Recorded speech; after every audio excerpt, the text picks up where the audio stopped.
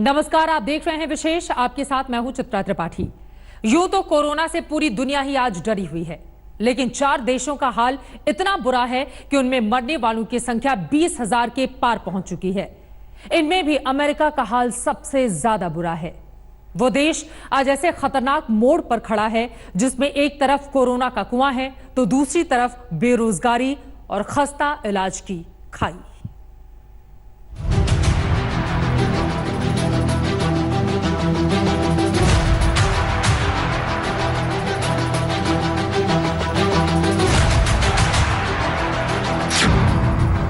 चीन से निकले वायरस का सबसे बड़ा शिकार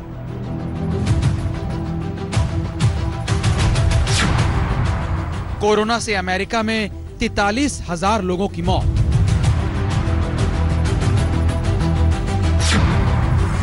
सिर्फ न्यूयॉर्क में ही करीब 19,000 की मौत।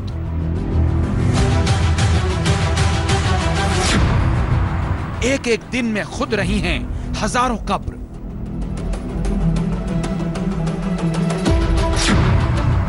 एक वायरस ने पस्त कर दिया अमेरिका को।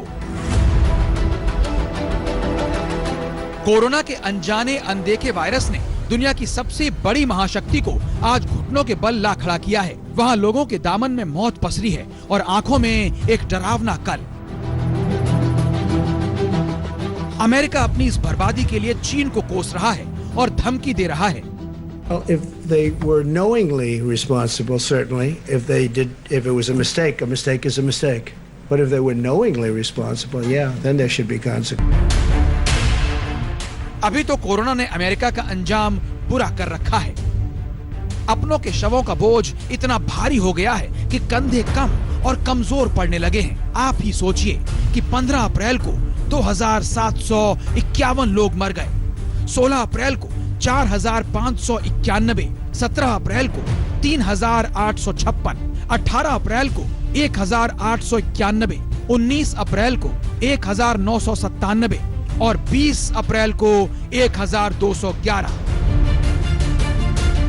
हालांकि 20 अप्रैल को आंकड़ों में गिरावट थोड़ी राहत दे रही होगी, लेकिन अस्पतालों का हाल ये है कि कहीं डॉक्टर मिल रहे हैं तो नर्स नहीं, नर्स हैं तो मरीज इतने कि तीमारदारी मुमकिन नहीं दिखती। In addition, the hospitals were cooperative with the state in doubling their capacity, but they did not double their staffing. And because so many of our nurses got sick, we were terribly understaffed, which really results in negative outcomes and even death of patients. Because if you are only capable of taking care of 1 or 2 critically ill patients, and you're ended up being told you have to take care of 5 or 6, you're going to have to neglect 4 of them. नर्सों की चिंता यूं ही नहीं है। America में corona का virus इस कदर घुल चुका है कि हेल्थ सर्विस से जुड़े लोगों की जान मुश्किल में पड़ गई है। नर्सों की जिस एसोसिएशन ने अस्पतालों पर मुकदमा किया है, उसमें राज्य की करीब 42,000 नर्सें हैं, जो करीब 2,33,000 कोरोना मरीजों के इलाज में लगी हैं। इस इलाज के दौरान ही 9,500 से ज्यादा नर्सें भी कोरोना की मरीज हो गईं और उनमें से 11 की तो मौत भी हो गई है। लेकिन इसके लिए वो सिर्फ अस्पताल ही नहीं, समूचे सिस्टम को दोषी मानती हैं, जिसे सिर्फ फायदा दिखता है, इंसान की जान नहीं। But I do want to reiterate, can't just blame the hospitals. The state government and the federal government underfunded healthcare. Having this for-profit system, it's really important to understand the nature of a for-profit system is not designed to deal with disasters. America असहाय सा हो गया है। अस्पतालों में इलाज का मुकम्मल इंतजाम नहीं, लेकिन मुश्किलों का सफर इतने पर नहीं रुकता। आलम ये कि लोग खाने के लिए तरस रहे हैं। लोग फूड बैंक की तरफ खाने की कतार में घंटों इंतजार कर रहे हैं। एक के बाद एक कई कारोबार बंद हो जाने से अमेरिका में 2 करोड़ 20 लाख लोग बेरोजगार हो गए हैं। अगर न्यूयॉर्क की ही बात करें तो समंदर का किनारा डरा रहा है, सड़कें सूनी हैं, वहां हवाओं में कोरोना का वायरस और उससे ज्यादा डर समाया हुआ है। न्यूयॉर्क में इस वक्त कोरोना के कुल 2,53,000 से ज्यादा मामले हैं और मौत का आंकड़ा करीब 19,000। यानी अमेरिका में कुल मौत का 40% हिस्सा सिर्फ न्यूयॉर्क में है। इस पर त्रासदी ये कि अब अमेरिका में नौजवान भी बड़ी तेजी से कोरोना की चपेट में आ रहे हैं। आज तक ब्यूरो। अमेरिका में कोरोना का ऐसा काल टूटा जिसमें दुनिया के सबसे ज्यादा लोग ही यहां नहीं मरे, बल्कि 2 करोड़ 20 लाख लोग बेरोजगार हो गए हैं। संकट रोजी रोटी पर आ गया। इसके लिए बाजार खोलने के लिए लोग खुद दुहाई दे रहे हैं, लेकिन उस पर भी चुनावी राजनीति का साया मंडरा रहा है।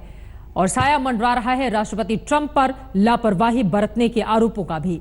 इसको कोई छेड़ देता है तो ट्रंप तिलमिला उठते हैं।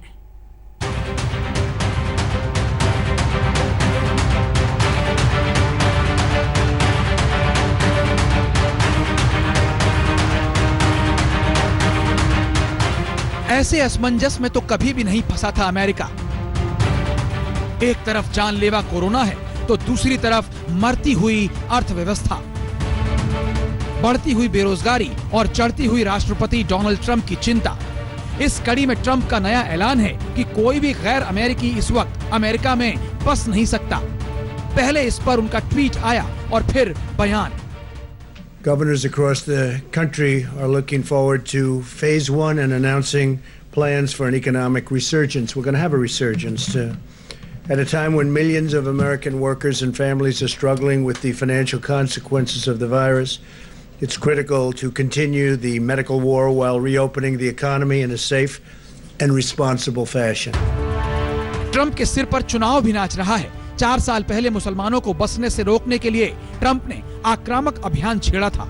इस बार कोरोना के बहाने ही सही गैर अमेरिकियों का रास्ता रोककर ट्रंप ये संदेश देना चाहते हैं कि अमेरिका उनके लिए सर्वोपरि है और अमेरिकियों की नौकरी पहली प्राथमिकता। तो क्या इसकी आड़ में ही ट्रंप उन चुभते सवालों को टालना चाहते हैं जो कोरोना पर उनकी लापरवाही से उभरे हैं? सोमवार को प्रेस कॉन्फ्रेंस में एक पत्रकार ने ट्रंप की तरफ ऐसा तीखा सवाल दागा कि राष्ट्रपति तिलमिला कर रह गए।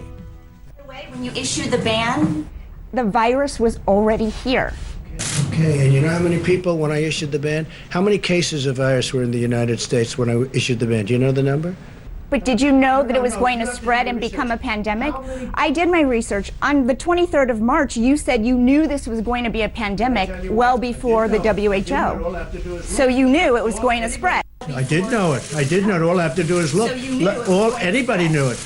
Just, are you ready? How many cases were in the United States when I did my ban? How many people had died in the United States? So do you acknowledge that you didn't think Keep your it was voice down, going to please. spread? Keep your voice down. Trump ने पत्रकार की आवाज दबाने की कोशिश कर ली, लेकिन जो आवाज अमेरिका में ही उठ रही है उसका क्या करेंगे?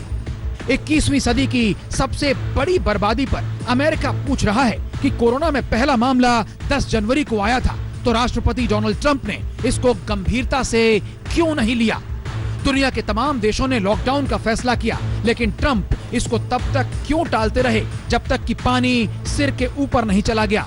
विदेशों से आने वालों पर यानी एयर ट्रैफिकिंग पर पाबंदी क्यों नहीं लगाई? जिस न्यूयॉर्क में सबसे ज्यादा तबाही मची है वहां भी लॉकडाउन का फैसला क्यों नहीं हुआ? सिर्फ सोशल डिस्टेंसिंग और ट्रेवल एडवाइजरी से ही कोरोना से लड़ने का मंसूबा कैसे बनाते रहे? जब संकट बहुत बढ़ गया तो अस्पतालों में इलाज की व्यवस्था क्यों नहीं हो पा रही? और अब WHO और चीन पर आरोपों की झड़ी लगाकर वो अपनी नाकामियों को ढकना चाहते हैं। आपको बता दें कि अमेरिका में ये चुनावी साल है।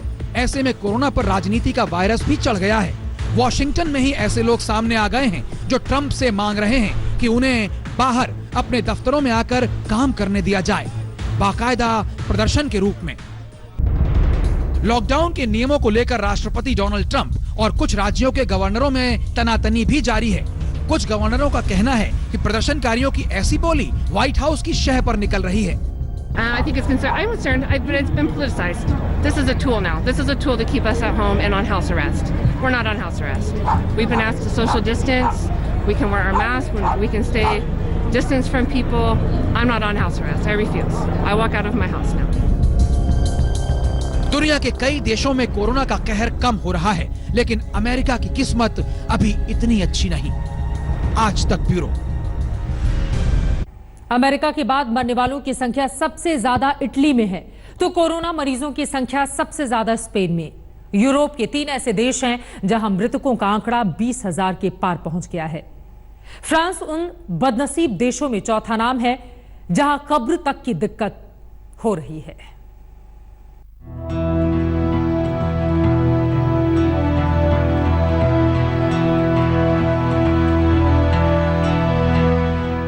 इटली के कंधे अपने नागरिकों के शवों को ढोते ढोते थक गए हैं। रोम की गलियां आज भी उसी तरह सूनी हैं जैसा कि 7 हफ्ते पहले लॉकडाउन के समय थी। महान सभ्यता का देश पिछले 50 दिनों से अपने घरों में कैद है।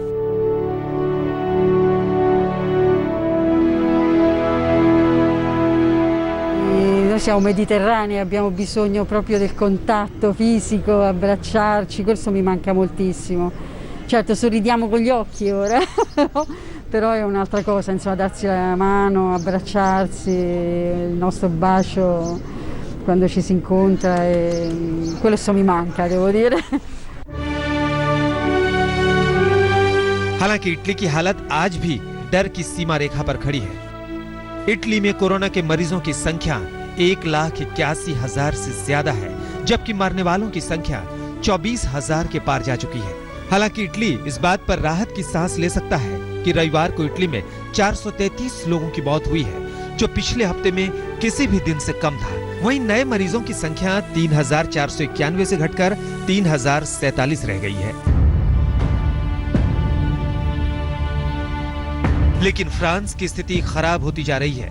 मरीजों की बढ़ती संख्या के मद्देनजर वहां के अस्पतालों में आईसीयू कम पड़ने लगे हैं। फ्रांस में कोरोना मरीजों की संख्या 1,55,000 से ज्यादा है, तो मरने वालों की संख्या 20,000 के पार। फ्रांस दुनिया का चौथा देश हो गया है जिसमें कोरोना से मरने वालों की संख्या 20,000 से ज्यादा हो गई है। वहीं स्पेन का हाल भी बुरा है। इस कदर की लॉकडाउन वहां बढ़ाया जा रहा है। अब 9 मई तक वहां के लोगों को पूरी तरह घरों में ही रहना होगा। दुनिया में अमेरिका के बाद कोरोना के सबसे ज्यादा मरीज स्पेन से ही निकले हैं। वहां कोरोना मरीजों की संख्या 2 लाख के पार जा चुकी है, तो मरने वालों की संख्या 21,000 से ज्यादा। ब्रिटेन का हाल भी काफी बुरा है, जहां मरने वालों की संख्या 16,000 से ऊपर पहुंच गई है। आज तक ब्यूरो। अमेरिका कोरोना के लिए चीन पर और फिर WHO पर आरोप लगाता है। WHO कहता है कि अमेरिका को अपना घर देखना चाहिए। वैसे इन सब के बीच समूची दुनिया एक अनजाने वायरस से निजात पाने के लिए तड़प रही है, जो लाखों लोगों को अपना निवाला बना चुका है। दुनिया पर बढ़ता जा रहा है कोरोना का कहर। 25 लाख से ज्यादा कोरोना के मरीज, करीब 1,72,000 लोगों की मौत। मौत की बढ़ती रफ्तार दुनिया को डरा रही है। ऐसे में सबसे ज्यादा पीड़ित देश अमेरिका अगर विश्व स्वास्थ्य संगठन पर गुस्सा उतार रहा है, तो WHO कह रहा है कि अमेरिका अपनी नाकामियों का ठीकरा उसके सिर फोड़ रहा है। Having CDC staff means there is nothing hidden from the US from day one, because these are Americans who are working with us and just comes naturally, and they just tell what they're doing. And for WHO, it's open. We don't hide anything. It's open. Not only for CDC, them sending messages or others, we want all countries to get the same message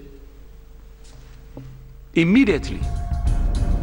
अभी ये घड़ी है कि दुनिया के सारे देश मिलकर कोरोना के जहरीले वायरस का खात्मा करें, लेकिन अमेरिका में इससे बर्बादी भी हो रही है और इस पर राजनीति भी। आज तक ब्यूरो। चीनी वायरस के 4 शिकार इन बड़े देशों से हिंदुस्तान ले सकता है सबक, ताकि हमारे वहां ऐसी स्थिति पैदा ना हो। और इसी वजह से बार बार सोशल डिस्टेंसिंग और संपूर्ण लॉकडाउन के पूर्णतः पालन की बार बार की जा रही है सरकार की ओर से अपील। विशेष में बस इतना ही। देश और दुनिया की बाकी खबरों के लिए आप देखते रहिए आज तक। नमस्कार, मैं हूं अंजना ओम कश्यप। हमें उम्मीद है ये वीडियो आपको पसंद आया होगा। लेटेस्ट खबरों के लिए यूं ही देखते रहिए आज तक, और इस वीडियो के पसंद आने पर लाइक, शेयर एंड सब्सक्राइब करना ना भूलें।